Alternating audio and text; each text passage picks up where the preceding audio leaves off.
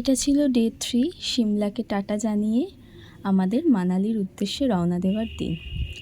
সকাল সকাল আমরা ব্রেকফাস্ট করে লাগেজ গুছিয়ে বেরিয়ে পড়েছিলাম মানালির উদ্দেশ্যে। রাস্তায় পড়েছিল সুন্দরনগর লেক আর পাণ্ডু ড্যাম, আর সাথে বৈষ্ণোদেবী মন্দির। আমরা অনেকগুলো টানেলের মধ্যে দিয়ে মানালির উদ্দেশ্যে রওনা হয়েছিলাম।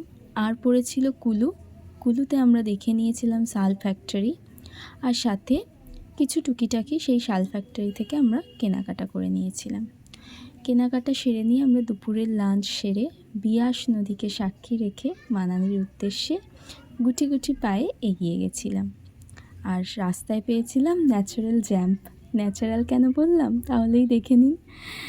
এক দল ছাগল, ভেড়া এরা চড়তে বেরিয়েছিল, আর সেই জ্যাম খেতে খেতে আমরা টুকটুক করে মানালি পৌঁছে গেছিলাম।